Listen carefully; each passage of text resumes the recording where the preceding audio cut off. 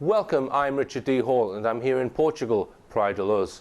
Now the reason why I've come here is because I'm making a series of documentaries about the Madeline McCann case. Why am I making programs about that? Well, it's because I'm sick and tired of misleading media headlines about the incident. In these films I will expose the hard facts about the incident and also what has happened since the incident. The documentaries clearly show the last place to get truthful information from is mainstream media, and I will also expose those who are controlling mainstream media.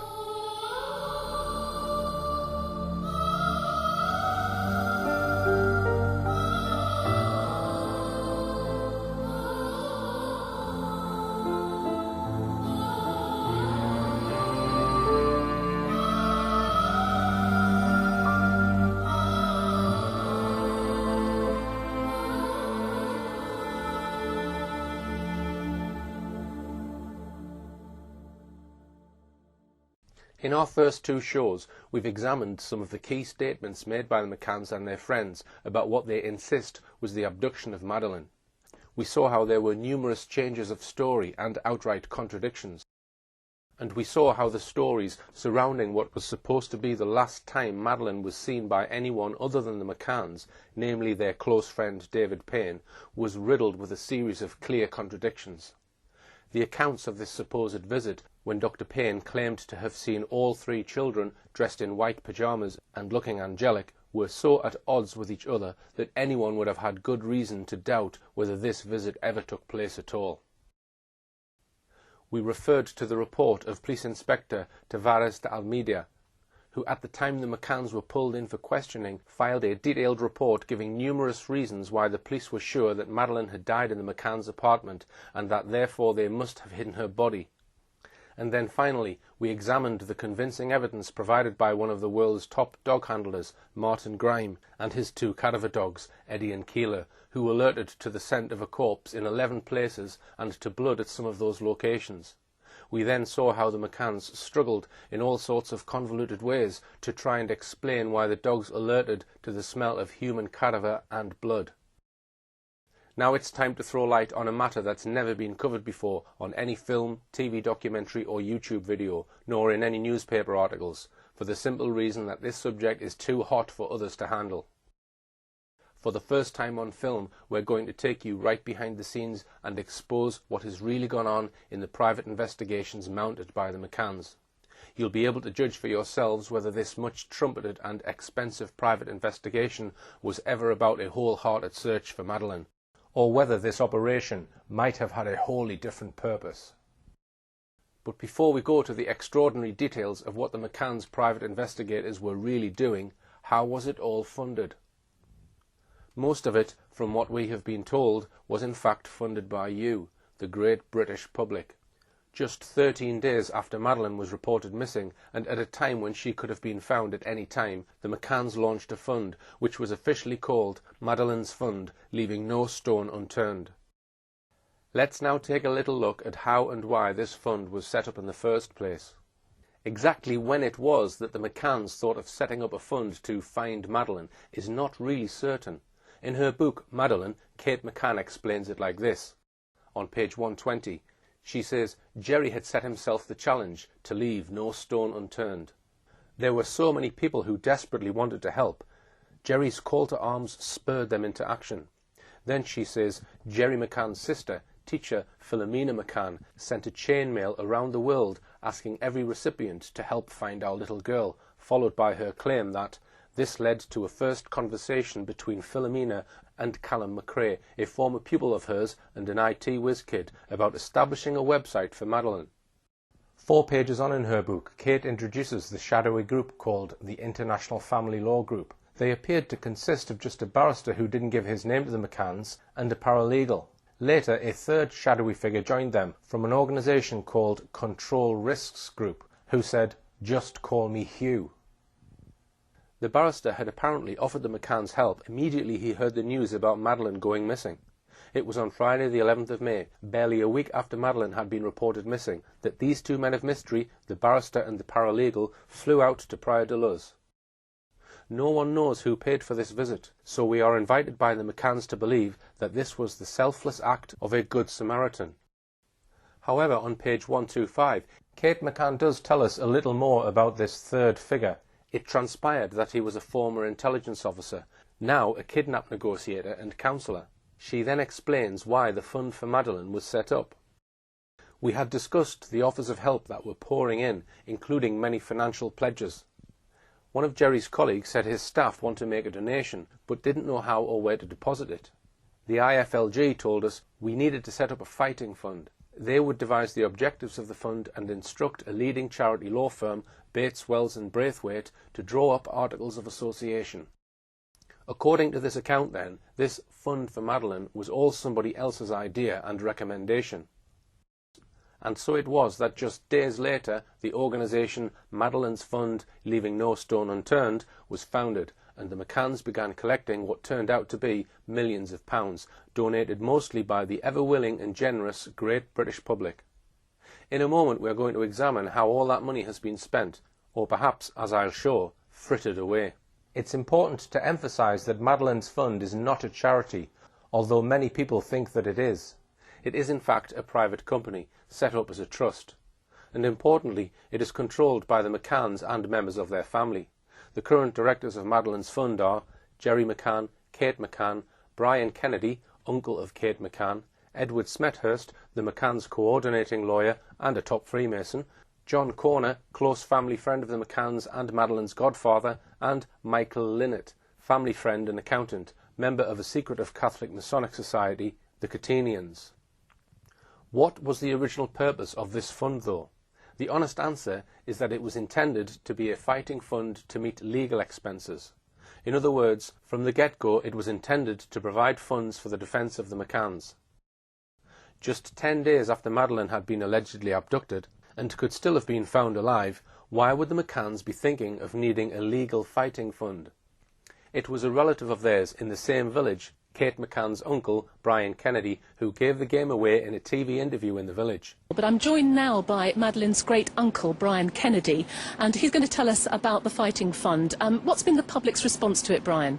Well, it's been very good so far, but a lot of people have said they're not quite sure how they can give money, so may I tell them? Yes, very briefly. Right, very briefly. You can go into any branch of the NatWest or the Royal Bank of Scotland and just say that you would like to make a contribution to the Madeline Fund. Well, tell me, Brian, about all the people that have been coming up to you today, just literally stuffing money in your hand. Yes, they have. It's very touching, very touching. I would just say this is not an appeal. The family haven't made an appeal. We've just set up a mechanism for people who said they wanted to do something and contribute, so that the money can be used for all sorts of reasons, but probably mainly for legal expenditure. That was an honest answer. The McCanns already knew or sensed that they would be needing top-line solicitors and barristers. And indeed, over the past 7 years, the McCanns have had legal help worth an estimated £4 million or more. Here's a list.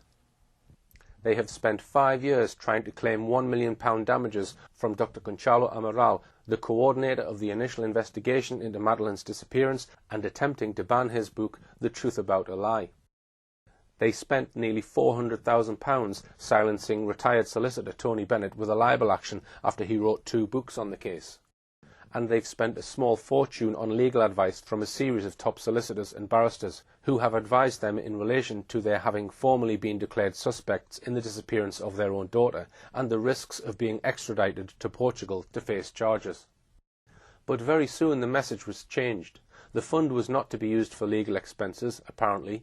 Instead, it was to be used to find Madeline, and they launched a major Look for Madeline campaign. How much the McCanns have raised in the way of donations and other contributions to their fund is shrouded in mystery. Equally unclear is exactly how all the money has been spent. Although the Madeline's Fund directors have produced annual reports, as required by company law, these are very opaque. Dublin-based accountant Enid O'Dowd has written a major analysis of the fund, titled Madeline's Fund, Review and Investigation of Accounts. Enid O'Dowd's report shows that the company only complies to the bare minimum with legal requirements and does not show a detailed breakdown of where the income has come from and on what it's been spent. and this despite the McCann's claim that they wanted their fund to be transparent. But we don't have time to dwell on the operation of the fund. What we do know is that a significant portion of the fund has been spent on a series of detective agencies and investigators. I'm now going to put them under the microscope. But first, let me explain how the McCann's private investigation operation has been directed and by whom. The first thing to say is that the McCanns have always maintained that decisions about the private investigation have been made by the directors of Madeline's fund, whose names I have mentioned, but the real controller of the McCanns' private investigation all along has been a Cheshire businessman by the name of Brian Kennedy. This is not Kate's uncle Brian Kennedy, who lives in Rothley. This Brian Kennedy is a major multimillionaire businessman. He lives in a palatial mansion in the Cheshire countryside. He has a large business empire which includes his Latium Group, based in Wilmslow, Cheshire, and double glazing companies such as Weatherseal. His companies have a number of times come under scrutiny for what we might call sharp business practice. Most recently this year, when the now defunct Office of Fair Trading issued a damning report on Kennedy's Weatherseal company. He is perhaps most well known beyond the world of business as the chairman of successful rugby club Sale Sharks, who are also based in Cheshire, and for his bold but unsuccessful attempt to take over Rangers Football Club. But his venture into sport has not always been successful. Under his ownership, Cheshire-based Stockport County Football Club plummeted 4 divisions and out of the Football League. How did Brian Kennedy get involved in being the head of the McCann's private investigation? In her book, Kate McCann gives this account. On Wednesday the 12th of September, just 3 days after the McCanns had returned from Portugal, Jerry was contacted by Edward Smethurst, a commercial lawyer. He represented a businessman called Brian Kennedy, a successful entrepreneur who owned various companies, including Everest Windows. He said that Brian, like many people, had been following the unfolding drama of Madeline's disappearance. And now, seeing things going from bad to worse, he could no longer stand idly by and watch. And so it was that just 2 days later, a top London lawyer, Angus McBride, from city firm Kingsley Napley, drove all the way up from the south to Rothley to pick up the McCanns and drive them to a meeting in London where they met with Kennedy for the first time, and a battery of top lawyers. The McCanns claim that it was only after this meeting that Brian Kennedy devised his campaign to run a private investigation to find Madeline. Kennedy promptly bought a house in Knutsford, again in Cheshire, as the base for his investigation. He and the McCann team have been very secretive about this base, but clips of it were shown in a Channel 4 documentary on the case, shown in May 2009. Kennedy made 2 swift decisions. He appointed an expert in money laundering, Gary Hagland, as his British-based lieutenant, whilst at the same time making the seemingly bizarre decision to appoint a highly controversial Barcelona-based detective agency, Metodo 3, translated as the Third Method, to try and locate Madeline. So let's take a look at Gary Hagland and what we know about him and his work for Brian Kennedy and the McCann team. Here's a summary of what we know about his personal history. He was born in 1954 and is now 60. He appears to be unmarried. We know that he worked in a branch of the security services in the Criminal Intelligence Department of Hong Kong Royal Police from 1979 to 1985, when he appears to have returned to England and settled in a comfortable apartment in Nottingham. What he did for the next 6 years is a mystery, but in 1991, at the age of 37, we find him employed as an Associate Director of Compliance at accountancy firm Albert E. Sharp & Co. Compliance is an area of practice which deals with complying with ever stricter financial regulations.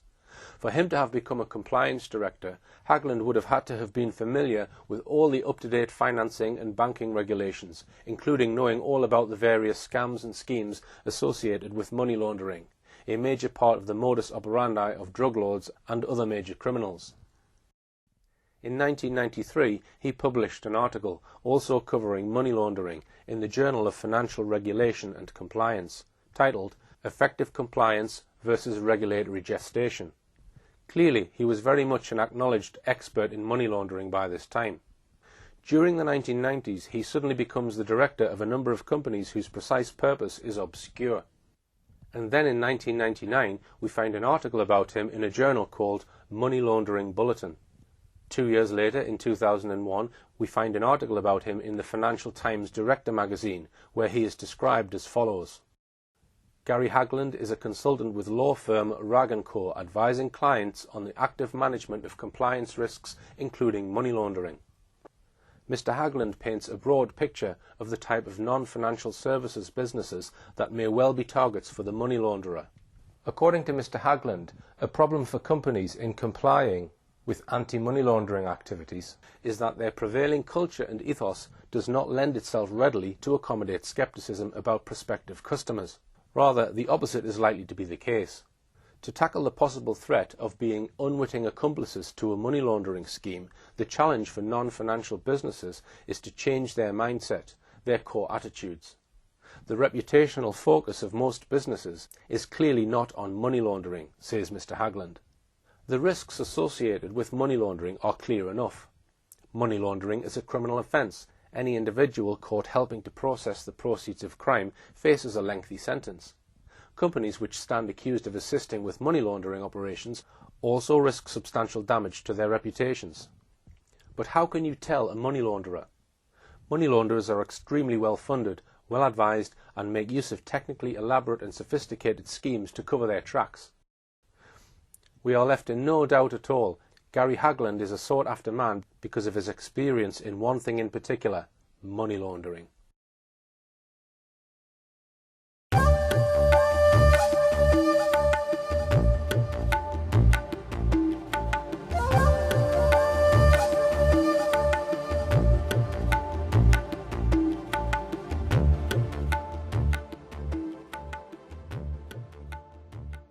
So why was it that in September 2007, or maybe even before then, that Cheshire businessman Brian Kennedy hired Hagland as his right-hand man and his liaison officer with the controversial Spanish detective agency Metodo 3? Was it because he had any sort of track record in tracing and finding missing children? Clearly not. Why hire a man who is an acknowledged expert in financial compliance to look for a missing child? Hagland was to carry on working for Brian Kennedy and the McCanns, meeting with investigators from Metodo 3, both in their Spanish headquarters in Barcelona and in Brian Kennedy's headquarters in Knutsford. It's time now then to take a very close look at this Spanish detective agency, Metodo 3. Little has been written up about them in the mainstream British press. The tabloids would merely recycle claims by the McCann's public relations officer, Clarence Mitchell, about what a great detective agency it was, explaining that the Spanish agency was carefully chosen for its reputation and its position close to Portugal. He explained that because Portugal did not allow ongoing private investigations whilst there was an official police investigation, they could not employ a Portuguese agency. The next best thing was a Spanish agency.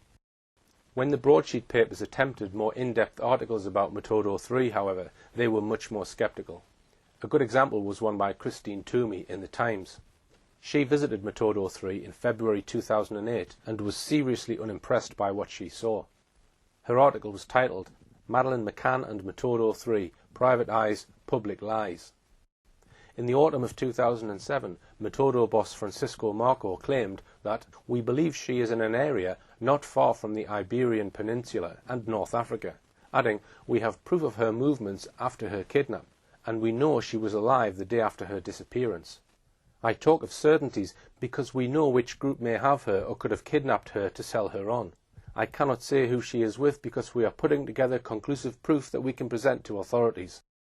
It was all utter lies. 2 months before Toomey's visit, Marco had infamously made a series of boasts headlined in the British media. He first of all claimed that he knew that Madeline was alive and where she was. Then his claim that his men were closing in on the kidnappers. Finally, he boasted that Maddie will be home for Christmas. These were the most outrageous, blatant lies. Yet these lies were never condemned by the McCanns. In fact, they carried on using the services of this discredited agency for at least another 15 months, using them until at least March 2009.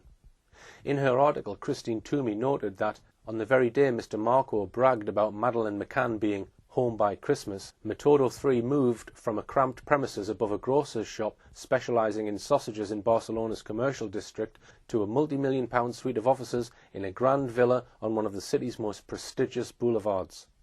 At the time, Metodo 3 were 4 months into a contract with the McCanns, worth a reported £600,000 in total. How much did the McCann team pay Metodo 3 for their services? On the 29th of November 2007, Jerry McCann on his personal blog wrote that the Find Madeline Trust was paying the £50,000 a month fees. It was then mostly the generous British public with their generous donations which was funding this detective agency. If the McCanns carried on employing them for 15 months after Francisco Marco's lying boast that Maddie will be home for Christmas, we must assume that the McCanns were very happy with their work. We will examine more of that work in a moment. Back to Christine Toomey's article in The Times. She made some acid comments on what she found in her visit. There is no discernible ringing telephones, little sign of activity of any kind, other than a woman searching for a lead to take a pet poodle for a walk, and the occasional toing and froing of workmen putting finishing touches to the sleek remodelling of the office complex. Opposite the boardroom is an open-plan area of around half a dozen cubicles, equipped with banks of phones and computers. Most are empty when I arrive. That tended to expose Marco's claims to have 40 people employed full-time or part-time in the search for Madeline as false. The British press at the time, however, simply printed this unlikely claim without questioning it. Toomey went on to observe how defensive Metodo 3 were about their involvement in the search for Madeline. Speaking to the boss, Francisco Marco, and his cousin, José Luis, she received this stern warning from Luis: "We don't answer any questions about Maddie. Maddie is off limits. Is that understood?" She continued, "After talking to Marco for half an hour, I concluded that what motivates him, as much as, if not more than his professed desire to present Madeline with the doll he boasts he carries around in his briefcase to hand to her when he finds her, is a sense of self-regard, self-publicity and money." She added that before its involvement in the Madeline McCann case, Metodo 3 specialised in investigating financial swindles, industrial espionage and insurance fraud. Money laundering was another of its areas of expertise. There is no evidence that Metodo 3 had any experience whatsoever in searching for, let alone finding, missing children, though they had made a completely false claim to have located 23 children. Toomey describes how her interview with Metodo 3 ended. When I ask Marco to elaborate on the 23 missing children he claims his agency has located in the past, Marco eases himself away from the table for the first time, tilting far back in his chair. He cannot talk about that on the grounds of confidentiality, he says. Shortly after this, his cousin José Luis, who has sat mostly silent until now, calls time on the interview with a chopping motion of his hand. It's clear that Metodo 3 had a very controversial history. One journalist who investigated them by visiting Barcelona spoke to the police and other reputable detective agencies there. All of them, without exception, described Metodo 3 as a disreputable, dodgy, rogue agency. One Spanish private investigator told the Daily Mail, "Metodo 3 have portrayed themselves as the best investigators in the world. The truth is, they are nothing of the sort. Their murky background is riddled with controversy."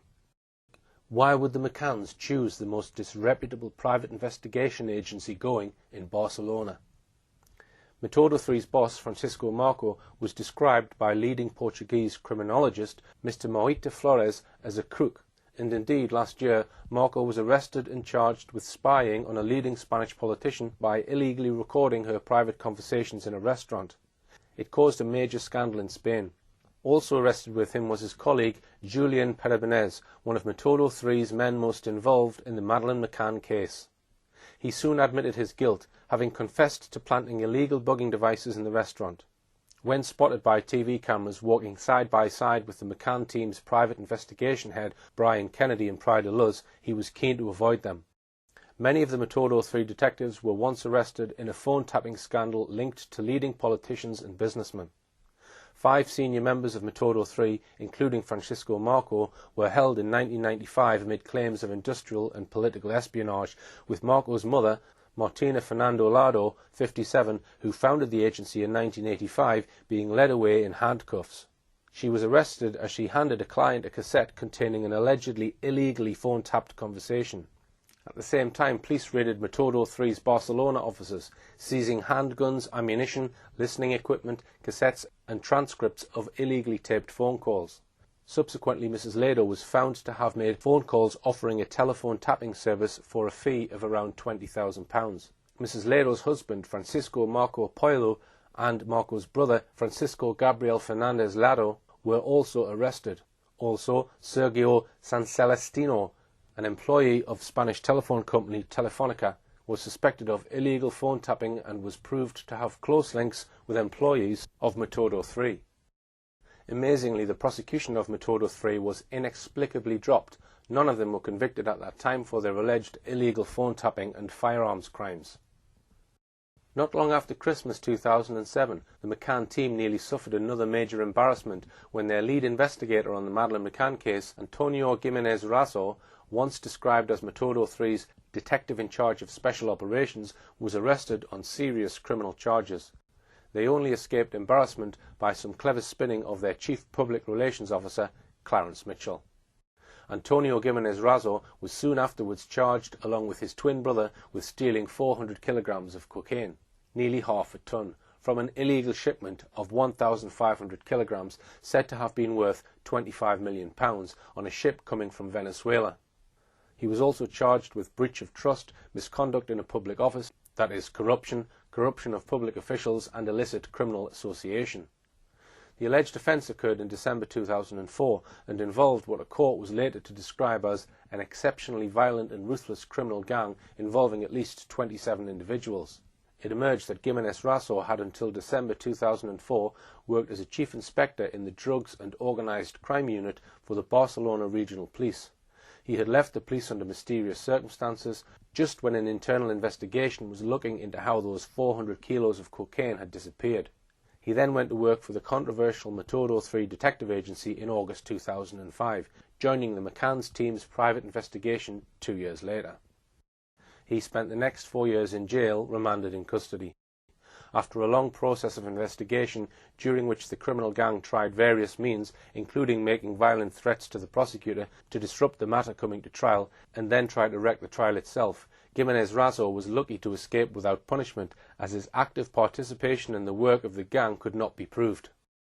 But the judge admonished him sternly, telling him that as a former senior police officer he had become far too close to the gang members. How deeply had Gimenez Razo, this close associate of drugs lords and crime gangsters, been involved in working on the Madeline McCann investigation? Very deeply.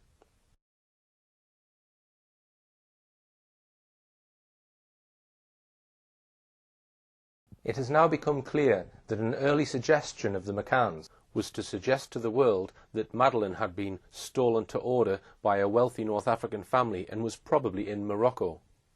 The McCanns visited Morocco in June 2007 and promoted Madeline's disappearance while they were there.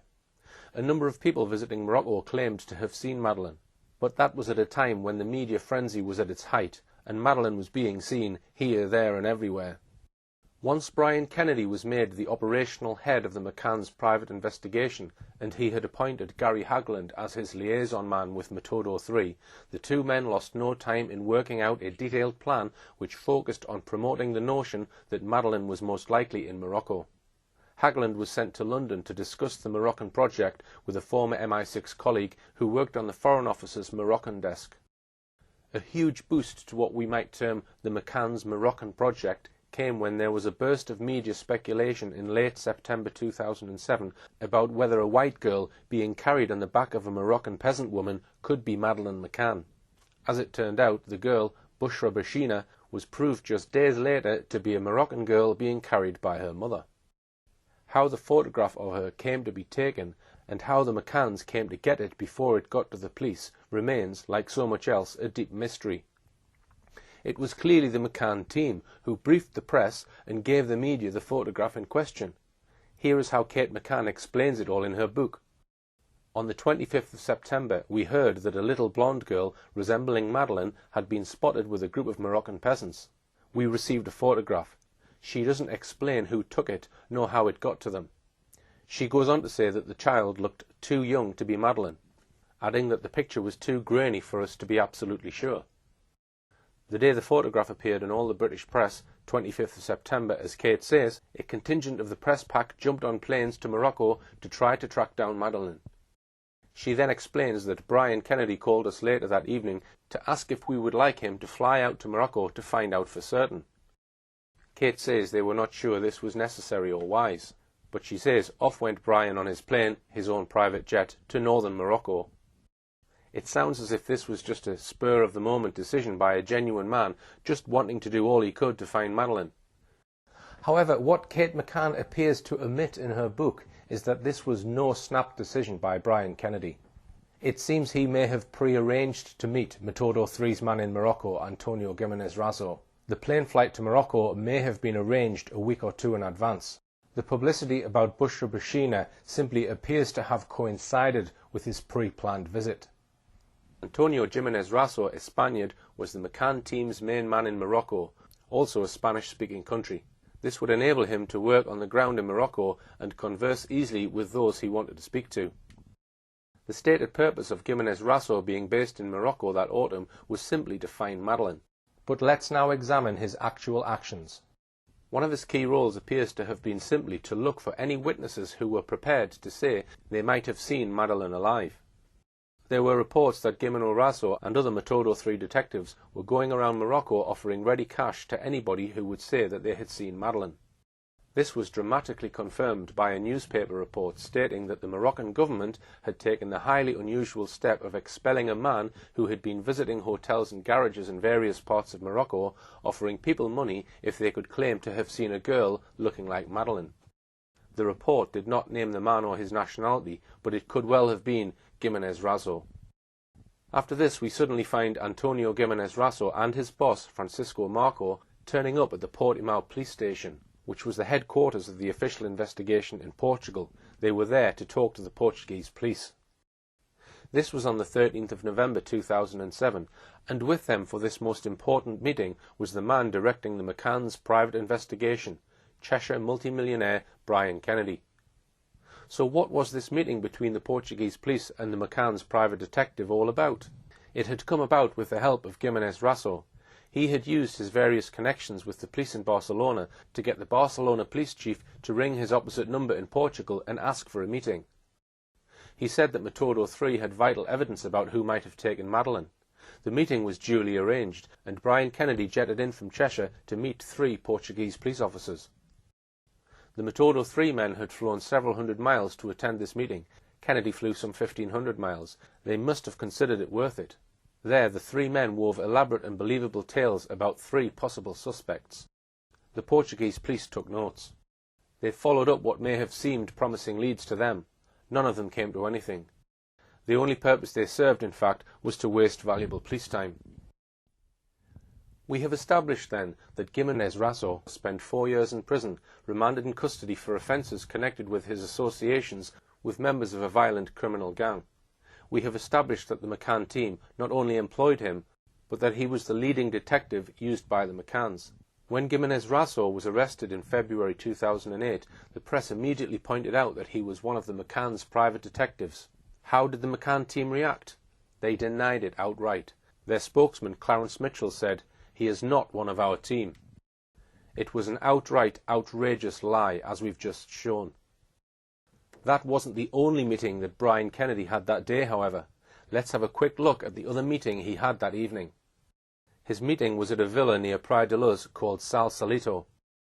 It was at the home of Ralph and Sally Everley, the aunt and uncle of Robert Murat, the man who was made the first formal suspect over the reported disappearance of Madeline back on the 15th of May that year. So in the distance there you can just see the property of Sal Salito. I'll just point to it. This is it here. The Everley's property, Sal Salito. And this is the location that the Portuguese police searched in connection with the Madeline McCann disappearance. It was a high-powered meeting. Robert Murat was there, so was his high-powered lawyer, Francisco Pagaret. Brian Kennedy also brought his lawyer along, the equally high-powered lawyer, Edward Smethurst. Smethurst had been for years Brian Kennedy's in-house lawyer for his Latium Group business empire.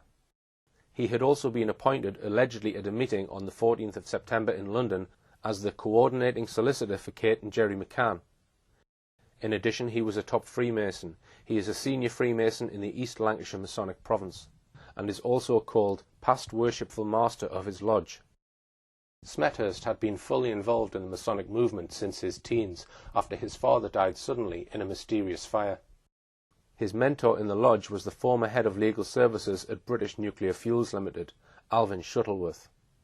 After he qualified as a lawyer, Smethurst was given the job of assistant legal officer by his mentor Shuttleworth, where he soon became involved in defending compensation claims from leukemia victims in Cumbria who lived near the Sellafield nuclear site. In November 2007, Smethurst appeared in a panorama programme on Madeline's disappearance. It was quite clear when Kate and Jerry came back to the UK that they were subject to an open season of abuse in the media. They'd obviously gone through the tragedy of having the daughter taken in very unfortunate circumstances. And to make matters infinitely worse, we're now subject to a trial by media. So the main question we have to ask about this meeting is, what was it for? Here in the same room together we had the first suspect, Robert Murat, and his lawyer, Smethurst, the lawyer for the second and third suspects, the McCanns, and the McCann's team's head of their private investigation, Brian Kennedy. The meeting was kept secret, but leaked out in local Portuguese newspapers. Kennedy was asked why he had flown out all the way for a private meeting with the then chief suspect, Robert Murat. He replied, to offer him a job helping to find Madeline. You can judge for yourself how credible an explanation that was.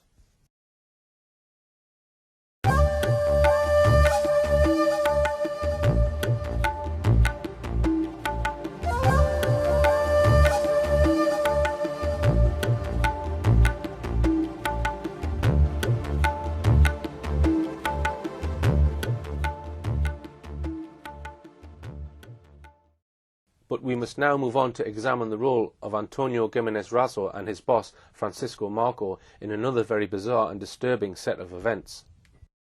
Some of you watching may remember, back in the winter of 2008, the scenes of a team of divers looking in a murky lake for Madeline's bones. At the very centre of this search for bones was another man we must now introduce.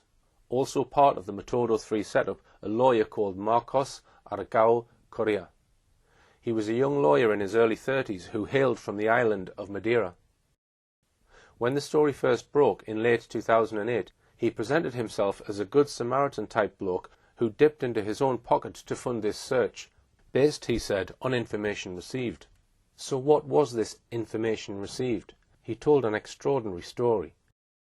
Days after Madeline was reported missing, he said, what he referred to darkly as underworld sources had told him that Madeline had been abducted, then raped, then killed, and then her body had been thrown in a murky lake.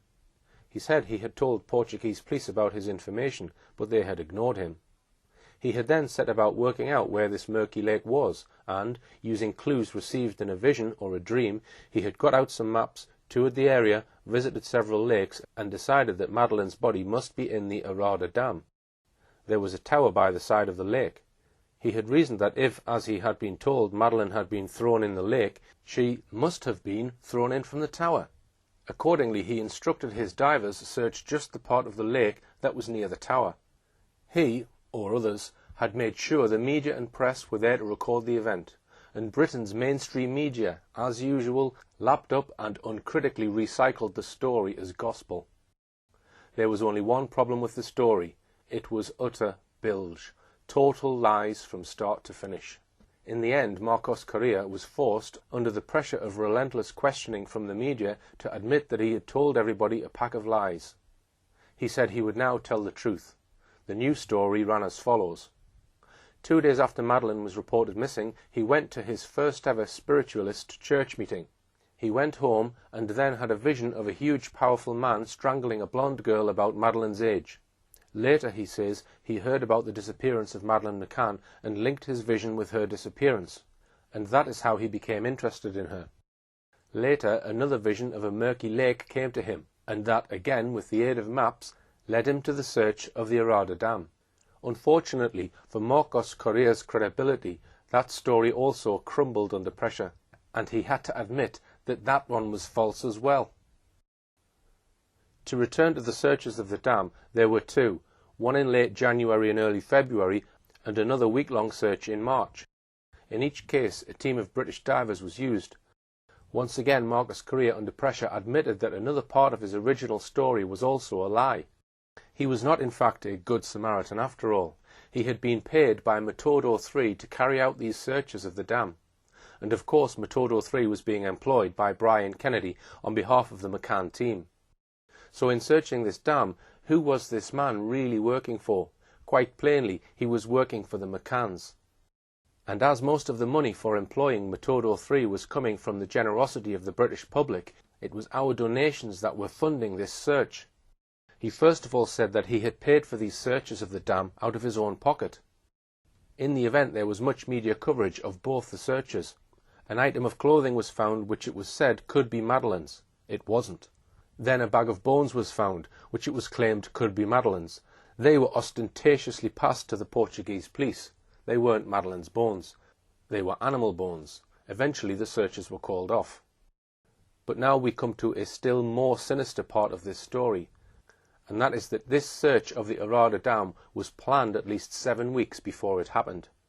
As Marcos Correa later explained in a magazine article, he had met with Francisco Marco and Antonio Gimenez Raso of Metodo 3 at this very Arada Dam on the 10th of December 2007. This may have been the very first time that Marcos Correa had been introduced to the two Metodo 3 investigators. They each had to travel a very long way. For Marco and Gimenez Raso, the trip from their Barcelona base was 700 miles. From Marcos Correa's base on the island of Madeira, it was nearly 1,000 miles. Who was it arranged for this meeting? Correa, as we've seen, worked for Metodo 3. We know that Francisco Marco and Gimenez Raso from Metodo 3 were employed by Brian Kennedy from September 2007. Therefore, all three were Metodo 3 men, appointed by Brian Kennedy on behalf of the McCann team. Therefore, what appeared at first sight to be a genuine effort by a good Samaritan to check out information he had received that Madeline's body might have been thrown in the Arada Dam, turns out instead to have been a meticulously planned event by Metodo 3.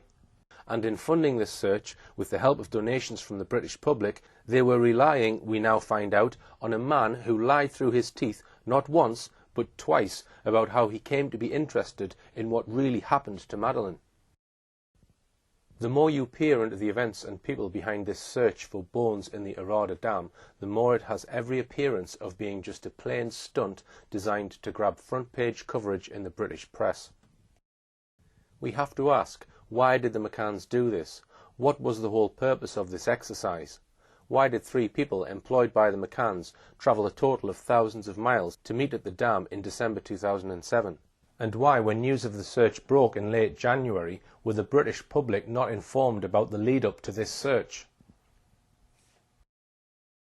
Before we leave the subject of Metodo 3, I should just mention that its boss, Francisco Marco, was also involved at the same time as he had the Madeline McCann contract in a major agricultural scam. This was exposed on the 2nd of February 2009. The case involved embezzlement and money laundering. That was hardly surprising, given Metodo 3's record in involvement in money laundering. Basically, the Catalan regional government had commissioned and paid for a large number of expert reports. But these reports, said a state prosecutor, had no purpose or interest. One of the most blatant examples was the payment of Metodo 3 of nearly £30,000 for a wholly unnecessary socio-economic inquiry on hazelnut farming. The Clean Hands Collective, which campaigns against corruption, found out that the socialist agricultural advisor, Joaquim Lina, had asked Metodo 3 to carry out a hazelnut inquiry.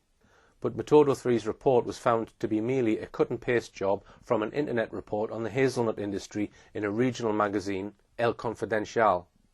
In other words, Metodo 3 had got £30,000 for doing nothing of real value. In March 2008, the McCanns ceased using Metodo 3 full-time, but retained their services on a part-time basis. It's time now to look at the extraordinary person the McCanns and Brian Kennedy now put in charge of their search for missing Madeline. It was a company with the grand title of Oakley International. When news that Metodo 3 had been replaced leaked out in the press, the McCann spokesman Clarence Mitchell described them as the big boys of international private investigation. Once again, the British mainstream press simply reproduced this claim without bothering to look behind it. In fact, Oakley International was basically a one-man band run by an Irish fraudster and conman, Kevin Halligan. Also involved with him was ex-MI5 friend Henry Exton. We would know very little about Halligan but for a penetrating article published on the 24th of August 2009 by security expert and writer Mark Hollingsworth in the Evening Standard. These were the main facts that he revealed.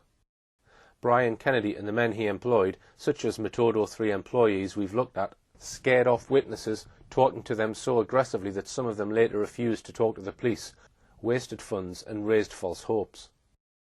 Brian Kennedy and his son Patrick had to be questioned by Portuguese police after attempting a rash 24-hour stakeout of a house where they thought Madeline was being held. She wasn't being held there. The relationship between Metodo 3 and the Portuguese police then completely broke down. Kennedy's investigators had little experience of the required painstaking forensic detective work. In his article, Hollingsworth noted that Exton had once worked for MI5 but was sacked after being arrested, caught leaving a tax-free shopping area at Manchester Airport with a bottle of perfume he had not paid for. He accepted an official police caution. As for Kevin Halligan, Hollingsworth was damning. Halligan used a variety of names. Indeed, when he met the McCanns, he told them his name was Richard Halligan. He falsely claimed to have worked for GCHQ and made other false claims and extravagant claims about himself. In 2006, the year before Madeline went missing, he secured a contract with Dutch firm Trafigura. They had dumped toxic waste in a landfill site near Abidjan, the main city in Ivory Coast, causing severe physical illness to hundreds of people living nearby. The government had imprisoned some of Trafigura's executives. Trafigura appointed Halligan on a lucrative contract to help with negotiations to release its executives. He failed, meaning that Trafigura had to pay the eye-watering sum of around £125 million to secure the release of its executives. As Hollingsworth pointed out, Halligan made a fortune from Trafigura and was suddenly flying everywhere first class, staying at the Landsborough and Stafford hotels in London and the Willard Hotel in Washington, D.C. for months at a time. He then went on to describe what Halligan was doing when he was supposed to be working for the McCanns. He actually only worked for them for 4 months, as his 6-month contract was terminated early. During this time he was paid the sum of £500,000 plus expenses. It was a daily rate of about £6,000 a day. On top of that, his first month's expenses claim was nearly £50,000. Yet he had absolutely no experience in tracing and finding missing people. During the Madeline investigation, says Hollingsworth, Halligan spent vast amounts of time in the Hey Joe bar in the basement of the Abracadabra Club near his Jermyn Street office. Armed with a clutch of unregistered mobile phones and a BlackBerry, the bar was in effect his office. He was there virtually the whole day. He had an amazing tolerance for alcohol. When not imbibing in St. James's, Halligan was in the United States.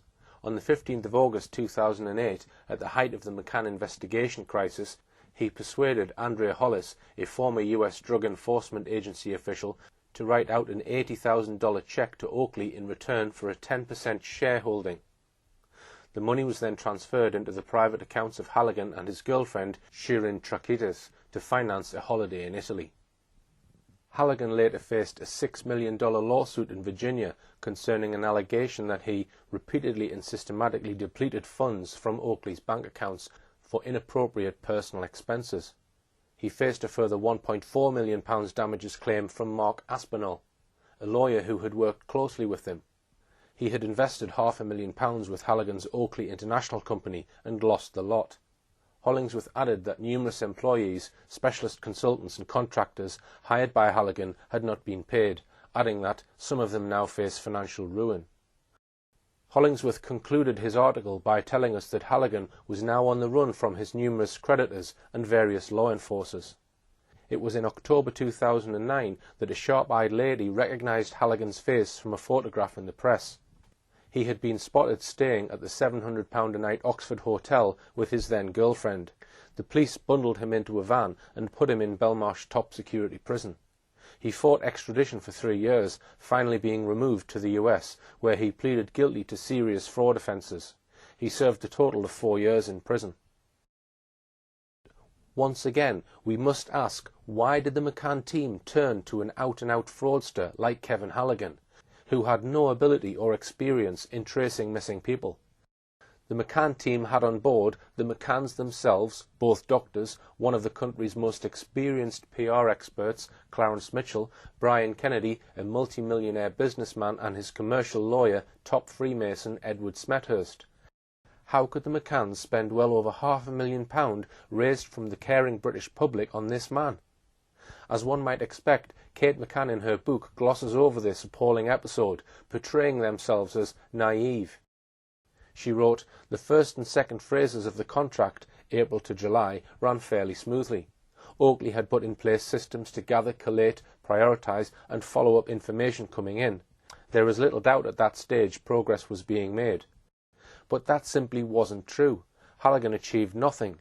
He did not take the investigation one jot closer to finding out who took Madeline and where she might be. And let's just have a look at these so-called systems that Halligan put in place for following up information coming in.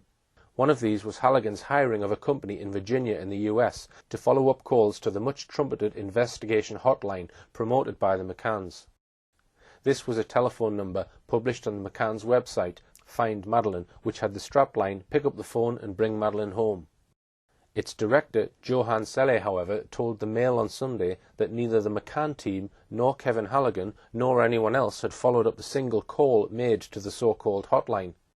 This was what Daniel Boffey of the Mail on Sunday wrote. The headline ran, "iJet director claims that the McCanns never followed up calls to their telephone hotline. Madeline McCann investigator didn't listen to any tip-offs given to hotline." He continued, "Perhaps of most concern about Halligan is the lack of attention paid to the hundreds of phone calls received to the Madeline hotline. Halligan and Oakley International, based in Washington, failed to listen to a single call received on the hotline set up for potential informants by Kate and Jerry McCann last year." Johann Selle, the director of operations at iJet, revealed that for a year nobody even asked his company if they could listen to any of the calls received. He said his operators in Annapolis, Virginia, had answered hundreds of calls, but the information seemed wasted, possibly squandering valuable leads. He said, "We delivered Oakley a report with a summary of the calls, and said if they wanted to come back, they could listen to the recording. But nobody did. For someone with an understanding of the case, it would be very easy for some to say that maybe 80 or 90% of the calls were hogwash, but there may be a percentage where one would say, maybe we should listen to this one or listen to that one. But our understanding is that this never took place. We are not sure whether Halligan provided our report to the family, or to the trust, or to those working for them, or to the teams working after him, because no one came back to us. We sent the report to the Oakley Group, and our assumption was that they were using it as a piece in the puzzle.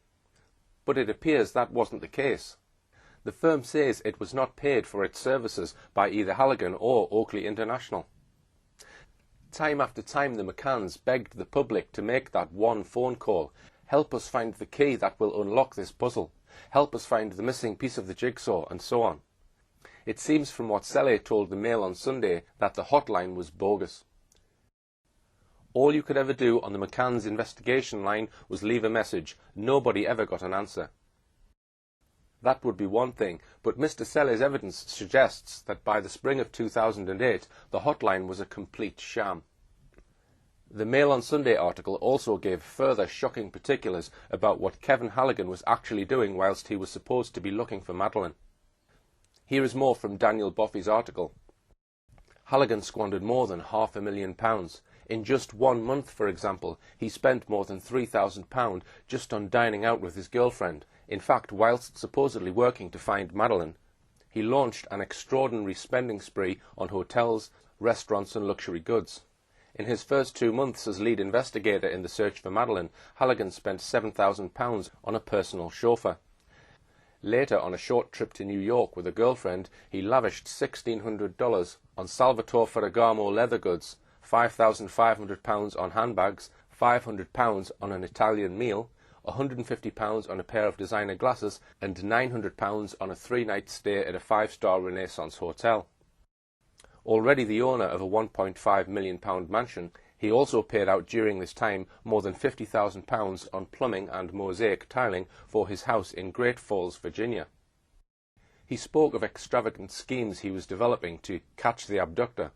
One of the more bizarre claims was that he hired an actor to pretend to be a drunken priest. who would seek confessions as he toured the bars of Bridal Luz, the resort where Madeline disappeared. He told others that a family with a Madeline lookalike daughter had been paid to set up home in a nearby resort in order to tempt out a potential kidnapper. There is no evidence that he did either of those things. Indeed, acquaintances describe him as a Walter Mitty character. After being pursued by creditors demanding to be paid for work done helping him, Halligan fled to Rome with Miss Trascitis. Almost immediately after arriving in Rome on their first-class Lufthansa tickets, Halligan withdrew hundreds of thousands of pounds more from Oakley International's bank accounts, was seen drinking and spending prodigiously at the Hilton Cavalieri and Excelsior hotels in Rome, before quietly slinking back to the UK a few months later. Halligan was a fraudster, conman and thief. He served 4 years for some of his frauds. The McCanns, Clarence Mitchell, Brian Kennedy and Edward Smethurst are all top-notch professional and business people. How can we possibly explain this high-powered group of professional people employing such a low-life fraudster for the task of looking for Madeline and the person who allegedly abducted her? It's a question which cries for a clear answer, but the McCanns have never given us that clear answer. We must therefore use our own gifts of inference to try and work out what was the real reason they employed him. We've looked so far at the first two phases of the McCanns' private investigation. Phase 1, the employment of the most disreputable detective agency in Barcelona, Metodo 3, together with the employment in England of expert in money laundering and financial compliance, Gary Hagland. And Phase 2, their employment of Kevin Halligan, a serial conman and convicted fraudster. In Part 4, we'll conclude our probe into what really went on in the McCanns' private investigations, and conclude our series of films with an examination of the British government in assisting at every opportunity the McCanns to maintain their claim that Madeline was abducted.